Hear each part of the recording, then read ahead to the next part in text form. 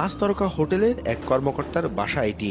সম্প্রতি রাজনৈতিক সহিংসতার সময় পুলিশকে তথ্য দিয়ে সহায়তাও করেছেন, আর এমন সম্পর্কে কাজে লাগিয়ে তার সহযোগিতায় বাসাতে চালিয়ে যাচ্ছে দেহ ব্যবসা। এর আগেও আমরা অনেকগুলো ধরে চালান দিয়েছি, আইনগত ব্যবস্থা নেওয়া হয়েছে। তারপর আপনারা করার পর আপনাদের সঙ্গে সঙ্গে আমি আমার টিমকে পাঠাই, আপনি যেটাও বলছিলেন।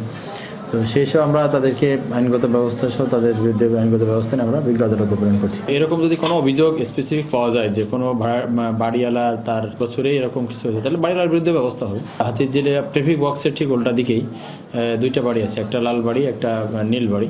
তো লালবাড়ি থেকে এটা কে অ্যারেস্ট করা হয় এবং বাড়িওয়ালা সম্ভবত সোনারগাঁ হোটেলের কর্মকর্তা। এমন কথার জবাব জানতে চাইলে এড়িয়ে যান এই বাড়িওয়ালা। আমি তো এই ব্যাপারে কথা বলবো না, কারণ এমনিতে আপনি আরটিভিতে একটা খারাপ রিপোর্ট দিয়েছেন।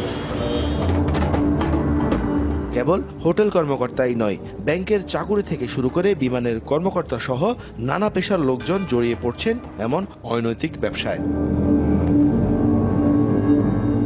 রাজধানীর এক শ্রেণীর বাড়িওয়ালা বেশি ভাড়ার লোভে এমন দেহ ব্যবসায়ীদের বাড়ি ভাড়া দিচ্ছেন। আমার মনে পড়ে আমি গত 6 বছরে কোনো বাড়িওয়ালা অভিযোগ করেনি যে তার বাড়িতে ভাড়া নিয়ে অবৈধভাবে এই সকল কর্মকাণ্ড চালানো হচ্ছে। যারা এই ধরনের কার্যকলাপ চালায় তারা বেশি ভাড়া দেয়। তো এই কারণেই হয়তো অনেক বাড়িওয়ালা এটি আসলে মানে সাদরে মেনে নেন এবং তারা এই কাজটিতে সহযোগিতা করেন। দেহ ব্যবসার কৌশল হিসেবে প্রথমে স্বামী স্ত্রী পরিচয় নেওয়া হয়, বাসা ভাড়া খদ্দর এলেই বদলে যায় সেই পরিচয়। বিয়ে করছি, সে আমার কাছ থেকে বলছে আমি 2 মাসে বিজনেস করবো, বাপের বাড়ি ঘর দিতে একটা আপনার এই 2 মাস পরে আমি ভালো জন্য বলছি এই কাজ করতে আমি পারবো না। 2 মাস 15 দিন বিজনেস করবো, আমি বলছি ঠিক বাইক পাঠা দিন।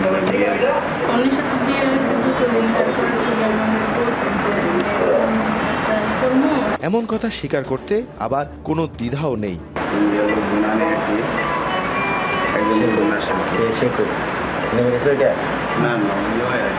যৌনকর্মী জানালেন একটু সচ্ছলতার আশায় তারা এই ব্যবসায় জড়িয়ে পড়ছেন। ফ্যামিলি থেকে সমস্যা, আমার ফ্যামিলিতে টাকা দিতে হয় ছেলেদের কাছ থেকে 500 টাকা করে, 500-600। অ্যাকচুয়ালি ভাই এই কথাটা সত্যি, পারিবারিক সমস্যা দিকে মেয়েরা সমস্যা কাজ করে, বড় লোক হলে কেউ সমস্যা কাজ করে না। বড় লোকরা করে ঠিক আছে, কিন্তু একজনের সাথে করে, দুজনের সাথে করে, আমাদের মতো অ্যাভেলেবেল লোকের সাথে করে না।